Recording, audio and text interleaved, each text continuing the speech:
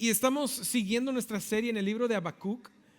La semana pasada abrimos esta serie viendo el clamor o la petición de Habacuc hacia Dios en cuanto a la maldad y la violencia que Habacuc estaba viendo en el pueblo de Judá.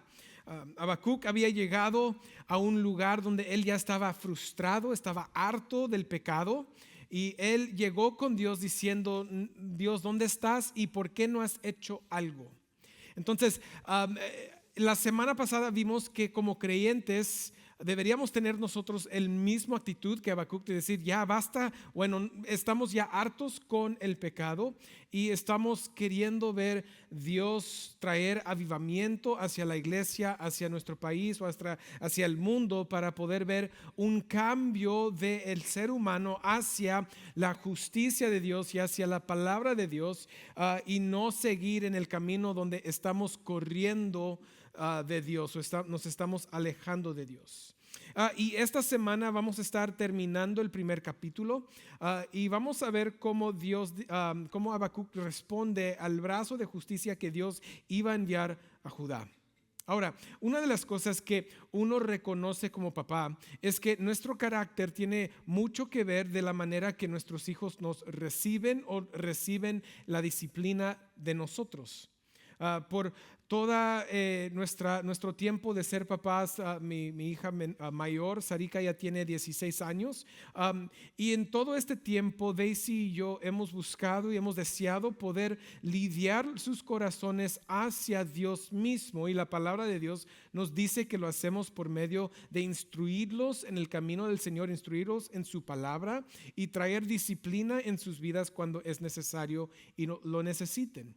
Y durante los años yo he pasado mucho tiempo con ellos en la disciplina, y cada vez que los disciplinábamos, llegábamos a tener una conversación, y dentro de esa conversación era recordarles por qué estaba trayendo disciplina, cómo habían desobedecido a sus padres, pero más importante, cómo habían desobedecido a Dios, y cómo la disciplina Dios nos los ha dado para corregirnos y traernos de nuevo a su corazón.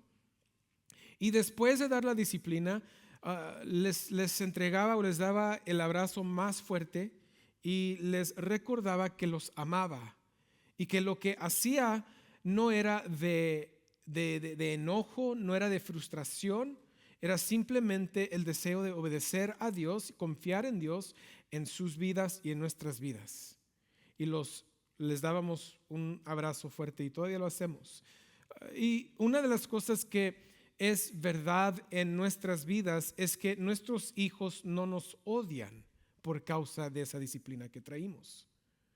De hecho, yo diría que ellos tienen una afección, un amor mucho más presente en sus vidas por nosotros, porque ellos han visto el carácter con el cual Daisy y yo hemos tratado de lidiar sus corazones.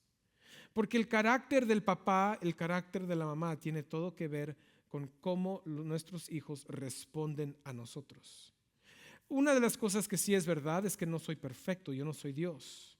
Yo cometo errores, pero ellos tienen que saber que aun cuando cometo errores, yo estoy dispuesto a humillarme, ir y pedir perdón por lo que he hecho. Y ellos han visto eso, y eso se ha grabado en sus vidas, y ellos tienen la confianza con nosotros que nosotros hacemos lo mejor por ellos para llevarlos hacia Dios. Les hemos dicho, esta es nuestra única meta. Pero ellos confían porque han visto el carácter con lo cual Daisy y yo lo hemos hecho, aunque no somos perfectos. Y la verdad es que nosotros tenemos un Padre y un Dios que sí es perfecto. Un Padre y un Dios que la Biblia dice que hoy vamos a entender y vamos a ver cómo Habacuc llega a hablar y se recuerda de la persona quien es Dios, llega a hablar de su eternidad, de su santidad, de que Él es la roca justa, y Dios es todas estas cosas dentro de su naturaleza. Él es quien es y nunca cambia.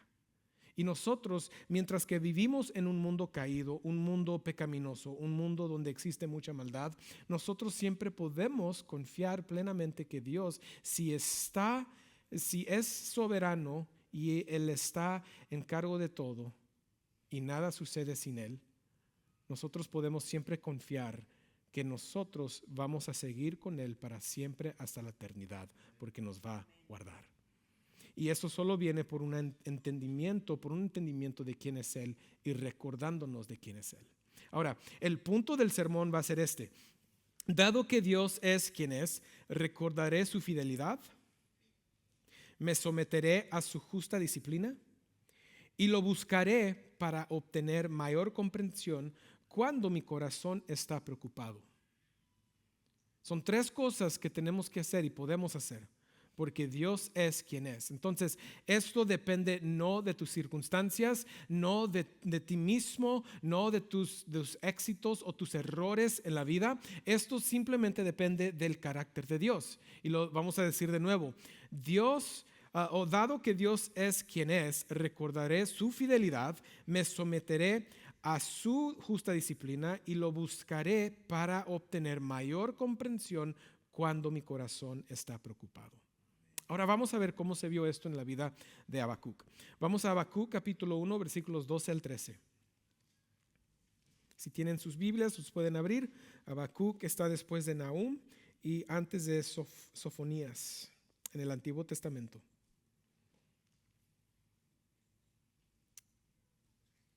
Y dice Habacuc esto en los dos versículos 12 y 13. Dice: ¿no eres tú desde la eternidad, oh Señor, Dios mío, santo mío?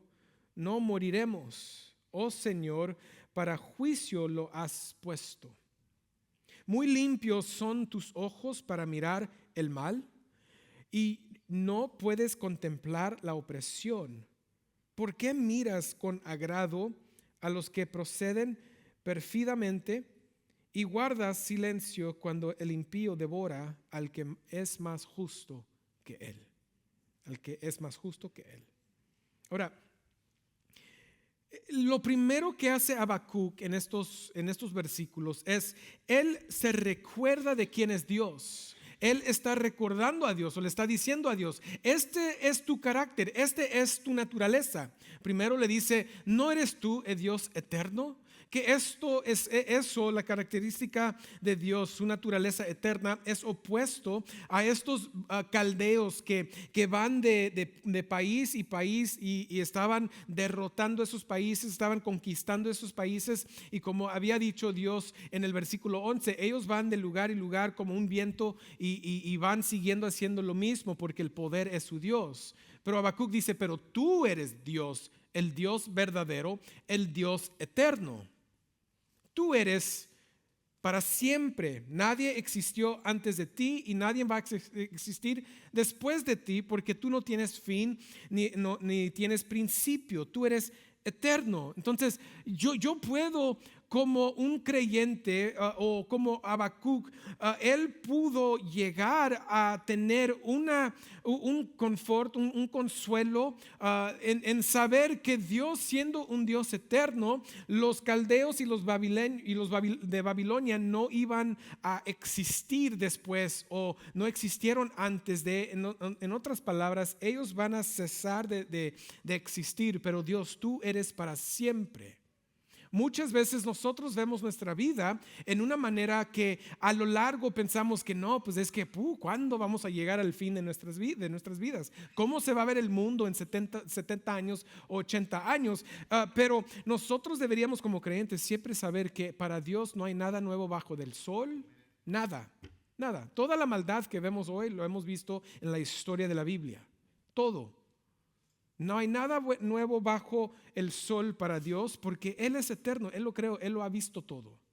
Nosotros vivimos en un tiempo muy pequeño dado a la eternidad en este mundo, pero sabemos que el creyente, dado que tenemos un Dios eterno, también vamos a tener una vida eterna, porque Él nos ha dado eso.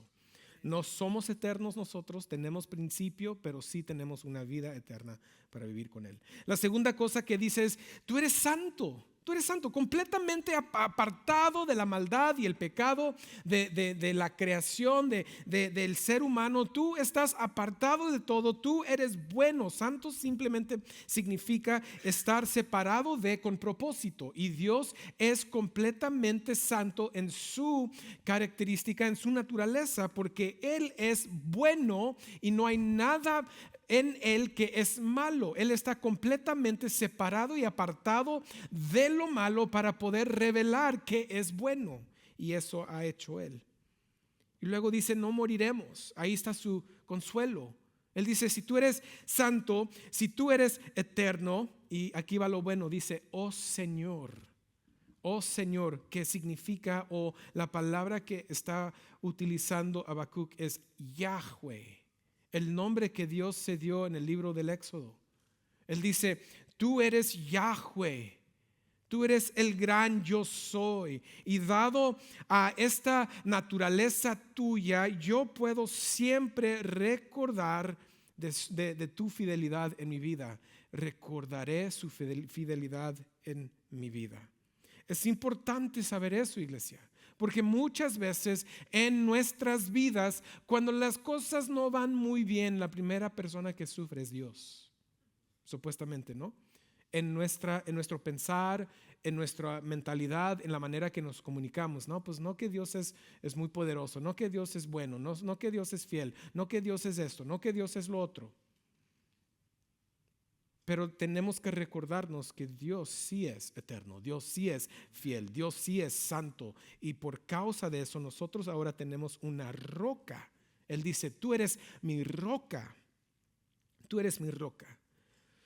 Primero vamos a ver qué es el Dios del pacto. Para Habacuc, Dios era el Dios de Abraham, Isaac y Jacob, que se presentó con Moisés. Vamos a Éxodo capítulo 6, versículos 2 al 8. Dice, Dios continuó hablando a Moisés y le dijo, yo soy el Señor. Ahí es donde se da el nombre Yahweh. Yo soy Yahweh. Le dirás, el gran yo soy, el Señor, el yo soy te ha mandado. Versículo 3 dice, no me aparecí a Abraham, a Isaac y a Jacob como Dios todopoderoso, pero por mi nombre, Señor Yahweh, no me di a conocer a ellos. Entonces él dice, yo me presenté como el Dios todopoderoso, pero a ellos no les di la revelación de mi nombre. Ellos no tenían el nombre Yahweh, que yo ahora les estoy dando, porque yo soy el que soy, yo soy el que soy. Versículo 4, también establecí mi pacto con ellos de darles la tierra de Canaán, la tierra donde peregrinaron. Ok, sí salió bien. Además, he oído el gemido de los israelitas porque los egipcios los tienen esclavizados y me he acordado de mi pacto, porque Dios es fiel a su palabra, Dios es fiel a sus pactos.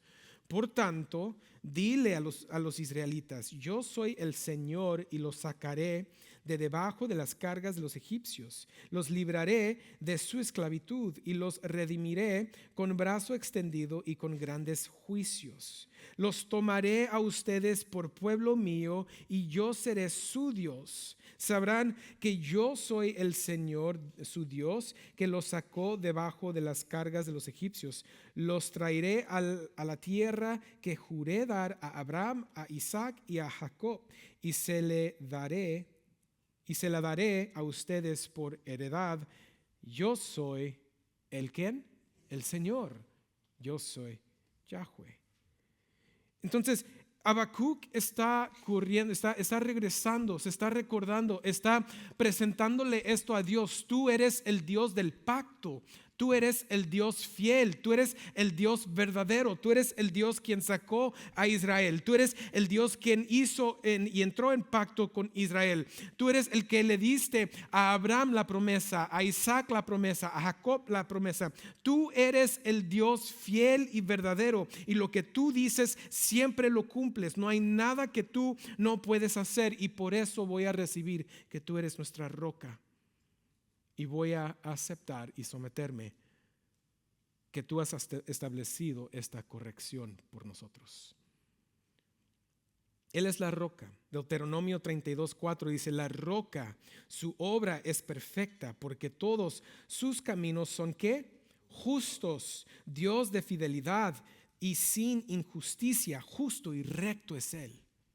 ¿Qué es una roca? Para ellos en ese tiempo, una roca es un lugar de protección, un lugar donde podían ir y tomar protección de lo que venía contra ellos o las tormentas, lo que sea. Se podían esconder bajo de la roca. Y aquí primeramente Deuteronomio nos dice que Él es la roca perfecta y está hablando de su justicia, que en Dios no hay injusticias. No hay injusticias. Él es justo y Él es recto. Entonces, de nuevo, Habacuc se recuerda: Dios, tú eres fiel, tú eres para siempre, eres eterno, eres el Dios del pacto, y por causa de tu carácter, por causa de tu naturaleza, de quien yo te conozco ser, yo puedo tomar mi lugar bajo de ti como mi roca, aunque me estoy sometiendo a la disciplina y la corrección que estás trayendo hacia nosotros. La segunda cosa, después de recordarnos de su fidelidad, es: tenemos que someternos a su plan de disciplina. Me someteré a su plan de disciplina. ¿Sabes por qué lo pudo hacer Habacuc? Porque él recordó quién era Dios. Hablábamos hace rato de que nuestros hijos pueden recibir corrección y disciplina nuestra porque ellos conocen sus papás. Si tú has manejado la corrección con tus hijos de una manera de frustración, de enojo, de abuso, nunca te van a confiar. Pero cuando lo hacemos en amor, de una manera con sabiduría y correcta, como lo presenta la Biblia, ellos sí pueden confiar en nosotros. Y más allá, nosotros podemos seguir confiando en Dios aunque llegue su disciplina en nuestras vidas. Y esa es la parte de nuestra relación con Dios que a muchos no nos gusta. Nomás empezamos a hablar de justicia, injusticia y disciplina y como que cierran el volumen. Yo no quiero escuchar esto. Porque Dios es un Dios bueno y es de amor. Y Dios quiere prosperidad para todos. Hebreos 3:5-6 dice: además, han olvidado la exhortación que como a hijos se les dirige. Hijo mío, no tengas en poco la disciplina del Señor, ni te desanimes, al ser reprendido por Él. Porque el Señor al que ama, ¿qué? Disciplina. La base de la disciplina de Dios hacia nosotros, iglesia, es su amor. Una de las confusiones que tenemos es que cuando hablamos de disciplina pensamos que estamos hablando de condenación, y eso no es correcto. La condenación busca separarnos de Dios para siempre, pero su corrección y disciplina busca a regresarnos a su corazón. Hay disciplina porque Dios nos ha dado su palabra y Él espera que nosotros podamos vivir dado a su palabra, porque el vivir su palabra, ¿saben qué significa? Que confiamos en Dios. Es una plena confianza en Él. Cuando nosotros desobedecemos su palabra, es decir, Dios, yo conozco mejor que tú. Dios, la filosofía de hoy tiene más sabiduría que lo que tú tienes. Entonces voy a seguir esto y no te voy a seguir a ti. Pero todavía quiero tener mi salvación aquí atrás. Eso es lo que significa cuando desobedecemos a Dios. Y cuando lo hacemos, Dios nos trae la disciplina porque Él nos quiere dirigir hacia sus pasos y hacia su corazón. Entonces, cuando llega la disciplina de Dios en nuestras vidas, iglesia, a todos nos va a llegar. Te hago la pregunta a ti: ¿eres creyente en Jesús? Si eres creyente, eres hijo e hija de Dios. Eres hijo e hija de Dios. Y si eres legítimamente hijo e hija de Dios, eso significa que Dios te ama lo suficiente de que te va a traer la corrección y la disciplina cuando lo necesitas, porque la Biblia nos dice que eso viene de el amor. Y muchas veces esa es la parte de Dios donde no queremos meditar sobre eso, no queremos pensar sobre eso. No queremos vivir dentro de esa verdad, o queremos pasar como que, no, es que eso era para otro tiempo, no es para hoy. Hoy vivimos bajo la gracia. Bueno, Hebreos fue escrito bajo la gracia. Eso es un principio que siempre ha seguido, no ha cambiado y todavía sigue hoy y no ha cambiado hoy. La disciplina es necesario, lo deberíamos recibir. Una vez le comentaba a un amigo cuando le explicaba de unos pecados que Dios me había traído al conocimiento, y le dije del proceso del arrepentimiento que tomé y cómo y qué tal estuvo ese proceso y qué tan difícil. Pero también le dije, pero ¿sabes qué? Todavía fue lo más hermoso en mi vida que he vivido, porque me recordó que Dios me ama lo suficiente que Él me quiso corregir. Le importé tanto a Dios que Él dijo, no, te voy a corregir porque estás mal. Y eso es algo hermoso que nosotros deberíamos ver en nuestras vidas cuando somos sus hijos e hijas. Y deberíamos recibirlo y amarlo. Él se ha recordado de la fidelidad de Dios. Deberíamos nosotros recordarnos de eso mismo. Él se somete al plan de disciplina de Dios, porque se recuerda quién es Dios. Y una de las cosas que sí tiene por equivocación Habacuc es que él dice, ¿cómo puede ser que tú, siendo santo, ojos puros, puedes dejar que este país venga y devore a aquellos que son más justos? Y él ahora está haciendo una excepción de pecadores, una excepción de injusticia. Si primeramente él, en los versículos 1 al 4, él dice, ¿cuánto más me vas a hacer ver la injusticia en mi pueblo?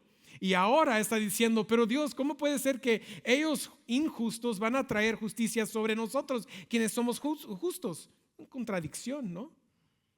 Y el problema es que Él está haciendo excepciones, y tenemos que saber nosotros que Dios no hace excepciones. Romanos 2, 11 al 13 dice esto. Dice, porque en Dios no hay, ¿qué? ¿Ok? Vamos a leerlos juntos. Porque en Dios no hay excepciones de personas, pues todos los que han pecado sin la ley también perezcan. Y todos los que han pecado bajo la ley, por la ley serán juzgados. Porque no son los oidores de la ley los justos ante Dios, sino los que cumplen la ley, esos serán justificados. Entonces, Dios no hace acepción de personas. Todos hemos pecado. Romanos 3:23, por cuanto todos pecaron y no alcanzan la gloria de Dios. Entonces, ¿cómo puede uno pecador decir que otro pecador es más injusto que él? Esa es la manera que funcionamos ahorita en el clima social, político, mundial. Nos pensamos más altos que los otros, y los dos lados estamos igual de mal, porque los dos nos hemos olvidado de Dios y no queremos nada que ver con la verdad. Vemos la maldad, justamente hablando de este texto y viendo la maldad en Judá. Justamente ayer trataron de eliminar una persona, un candidato de presidente aquí en los Estados Unidos. No es más obvio que estamos viendo la maldad en nuestro país. ¿Y todo por qué? Por el poder, la injusticia. Entonces, nosotros tenemos que saber que Dios no hace acepciones de personas. Iglesia, lo único que nos puede hacer justo es nuestra fe en Jesucristo, porque Él fue justo. Y posicionalmente somos justos delante de Dios por causa del trabajo que hizo Jesucristo, por su perfección, por su obediencia. Pero aparte de eso, todos nosotros somos igual, gentes injustas, necesitados de un Salvador. No podemos hacer acepciones de personas. No podemos estar viviendo en el pecado como creyentes, ¿ok? Viviendo en el pecado, en mi orgullo, en mi ego, en mis pasiones y deseos, haciendo lo que yo quiero, y luego decir, mira a esos inmundos, ni conocen a Dios. ¿Qué es peor? ¿Qué es peor? ¿El conocer a Dios y aún seguir tu pecado? ¿O no conocer a Dios y vivir pecaminosamente? La primera. Nosotros sí tenemos revelación y tenemos como creyentes al Espíritu Santo en nosotros y vivimos dentro de un cuerpo donde Dios nos está edificando, nos está ayudando a madurar en sus verdades. Tenemos todo lo que necesitamos, pero todavía hacemos lo que hizo Judá. Nos apartamos y nos alejamos de las verdades y de Dios mismo. Iglesia, tenemos que tener cuidado con hacer acepciones de personas cuando nosotros mismos estamos viviendo dentro del pecado, porque Dios no hace acepciones de personas. Seguimos, Habacuc 1, 14 al 17 dice: ¿por qué has hecho a los hombres como los peces del mar, como reptiles que no tienen jefe? Y ese es el punto del 14 al 17 es que Dios, tú estás haciendo a los humanos, a nosotros, a los que están cayendo en contra de Babilonia, de los caldeos. Tú nos estás haciendo gentes que no tiene Dios, no tiene jefe. Dice: a todos los saca con anzuelo el pueblo invasor, los arrastra con su red y los junta en su malla. Por eso se alegra y se regocija. Por eso ofrece sacrificio a su red y quema incienso a su malla. Pues gracias a ellas su pesca es abundante y suculente su comida. Suculente, su comida. Vaciará pues su red y seguirá matando sin piedad a las naciones. En otras palabras, Dios, si tú los dejas hacer esto, ellos van a hacer esto con todos, porque tú estás causando a nosotros, tus hijos, ser como las bestias del mundo, los peces del mar, que no tienen jefe, no tienen Dios. Esa es la mentalidad de Él. No quiere decir que fue correcta, porque recordamos que en el principio Él dijo: tú eres, ¿qué? Eterno, tú eres Yahweh, tú eres santo y la roca justa, entonces de ti no puede haber injusticias. Y nosotros tenemos que recordarnos, porque van a haber veces en nuestras vidas donde alguien en tu trabajo va a recibir una promoción. ¿Y saben cómo van a recibir esa promoción y ese aumento? Y la posición cual tú has estado orando por muchos años, van a llegar a poder obtenerlo por la maldad y por la injusticia. Y eso nos va a causar decir un día: pero Dios, ¿cómo? Yo soy tu hijo, yo te he servido, yo he orado. ¿Cómo puede ser que esta persona injusta ahora ha llegado a este puesto? Y empezamos a culpar a Dios por algo que no tiene nada que ver con Dios. Y dentro de este pasaje está hablando de la disciplina directa de Dios sobre Judá. Y ahorita vamos a llegar a eso. Seguimos, Habacuc 2:1 dice: estaré en mi puesto de guardia y sobre la fortaleza me pondré. Velaré para ver lo que Él me dice y que he de responder cuando sea reprendido. Él ya sabía que su pensamiento no estaba bien, ¿no? Porque Él dice: cuando sea, ¿qué? Reprendido. Eso es lo que hizo Habacuc en un momento muy difícil, y quizás tú estás ahí. Quizás estás en una circunstancia que no entiendes. Estás viviendo una injusticia que te ha pasado a ti y no sabes por qué. Y no sabes por qué Dios lo está dejando suceder en tu vida. Y estás confundido, estás confundida, no tienes claridad. Pero sabes, lo que sí tienes la palabra de Dios. Y lo que hizo Habacuc es que él se apartó de la ciudad. Un torre a donde él estaba corriendo era una torre que pusían fuera de la ciudad para poder ver lo que venía. Y él dice: yo me voy a ir a esta torre, yo voy a ir a salirme de lo que está sucediendo, me tengo que despegar del sufrimiento, me tengo que despegar de la injusticia para poder llegar con Dios y dejar que Dios me hable a mí. Y muchas veces lo que sucede con nosotros en nuestras vidas es que no vamos con Dios primeramente. Primero vamos con nuestras emociones. Y nuestras emociones son de nuestro corazón. Y nuestro corazón nos quiere dirigir al pecado porque es parte de la carne naturaleza nuestra. Y nuestro pensar es que tú tienes el derecho, y como tú tienes el derecho, eso fue injusto, te lo mereces, te mereces esto, haz lo otro, fue esto, fue el otro, Dios ya no te quiere, Dios, ¿dónde estás? Esas son nuestras emociones. Entonces lo primero que tenemos que hacer es desconectarnos del sufrimiento, desconectarnos de las circunstancias, lo que está sucediendo, y ir con Dios y decir: yo voy a ir a tu palabra, te buscaré a ti, Dios, primeramente que todas otras cosas. No voy a ir con filosofías, no voy a ir con un consejero, no voy a ir con el psicólogo, no voy a ir con este doctor, no voy a ir con estas cosas. Yo simplemente voy a ir primeramente con la palabra para ver qué es lo que tú me dices a mí. No voy a correr a la filosofía, no voy a correr a el entendimiento y la sabiduría del mundo. No, Dios, yo quiero saber qué es lo que tú dices. Y Habacuc no tenía la Biblia. Habacuc sí fue y tuvo que escuchar de Dios para poder escribir, pero nosotros tenemos la Biblia, nosotros tenemos toda la palabra. Y la pregunta que todos los creyentes, muchos de los creyentes tenemos es esta: ¿cómo se escucha la voz de Dios?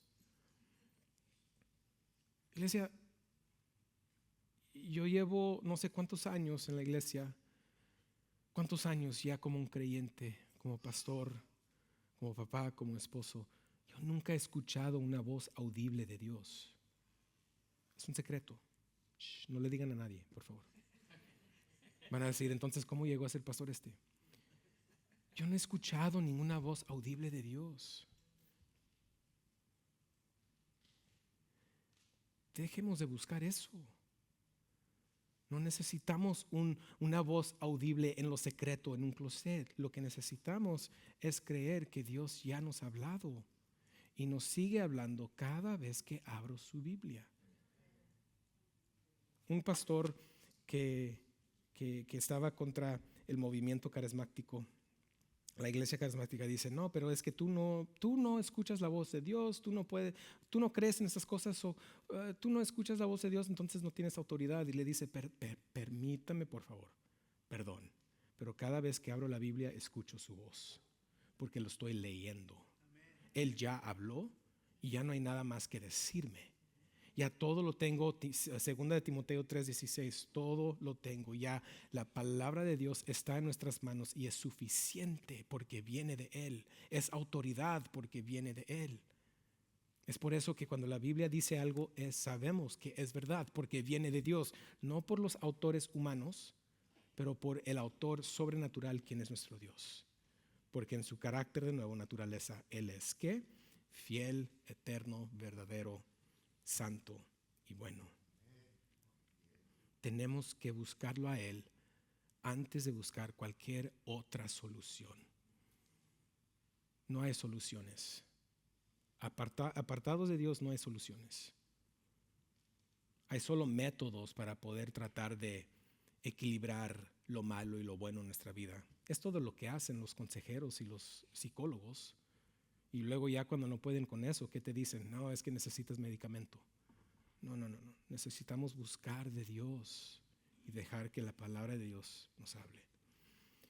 Jesucristo fue el mejor ejemplo de estas tres cosas.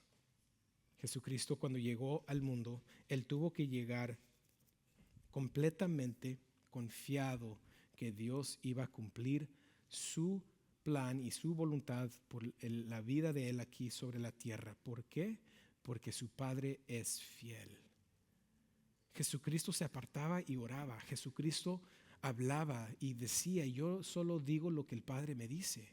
Yo solo hago lo que el Padre me ha dicho hacer.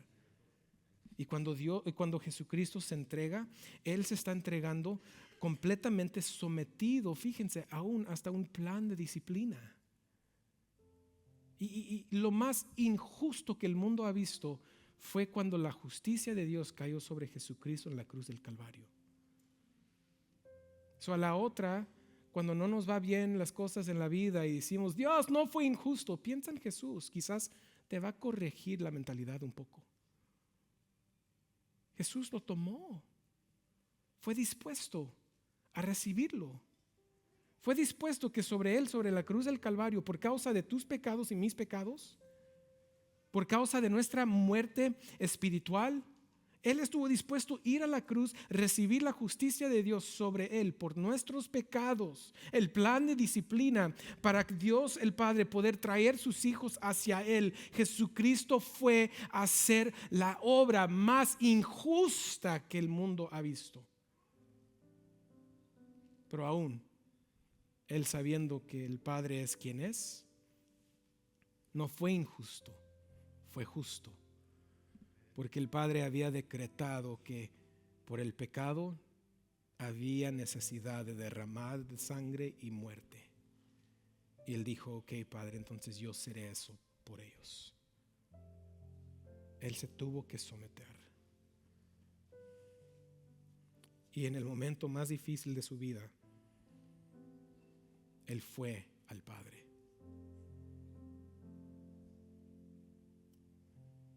Jesucristo no estaba preocupado, Jesucristo estaba angustiado.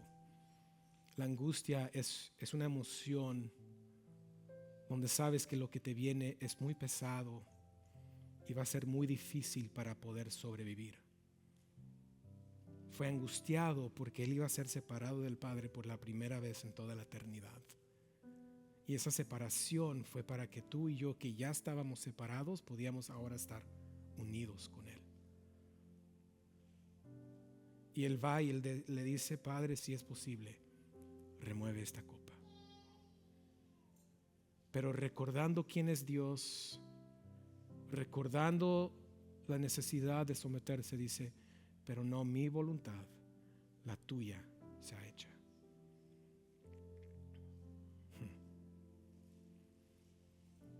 Cuando alguien me dice: pero es que este joven perdió su vida, yo les digo: sí, también mi Salvador cuando fue joven perdió su vida. No, pero es que fue injusto. Sí, también sobre mi Salvador lo injusto pasó. El Evangelio remueve todos esos argumentos y nos regresa a la base, que Dios es bueno y todo lo que hace es bueno, aun cuando sufrimos. Recuérdate que Romanos nos dice que nada nos puede separar de su amor. Recuérdate que también nos dice que para aquel que ama a Dios, Dios obra todo por lo bien de ellos.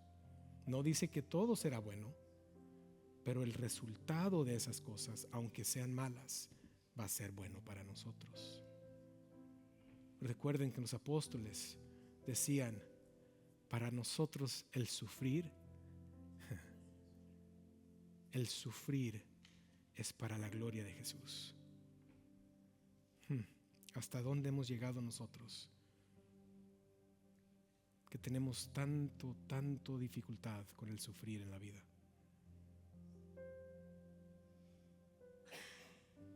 Iglesia, un día todo estará perfecto. Un día no va a haber maldad, no va a haber violencia, no va a haber enfermedad, no va a haber muerte. Un día estaremos con Él para siempre. Pero hasta ese día, ¿cómo vas a vivir hoy?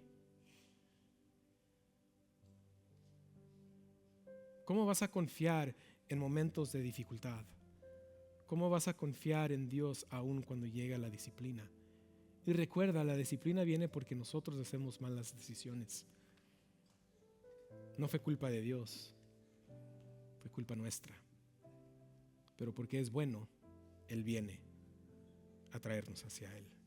Recuerden, el punto del sermón es esto: dado que Dios es quien es, me recordaré a mí mismo de su fidelidad, me someteré a su disciplina y lo buscaré para obtener mayor comprensión cuando mi corazón está preocupado. Vamos a orar. Padre, te damos gracias porque eres bueno. Y en esa verdad nosotros podemos confiar. En esa verdad nosotros podemos tomar nuestra paz, consuelo en esta vida donde vamos a sufrir. Va a suceder. Pero Padre, ayúdanos a hacer estas tres cosas que vemos en Habacuc: recordarnos de quién eres, someternos a tu plan y primeramente, antes que todo, ir hacia ti en tu palabra para tener mayor comprensión de lo que está sucediendo. Gracias porque no nos dejaste huérfanos, no nos dejaste en tinieblas, sino nos diste la verdad y la luz en tu Hijo amado Jesucristo, para poder vivir una vida gloriosa en un mundo caído. Todo te pedimos y lo oramos en el nombre de Cristo Jesús.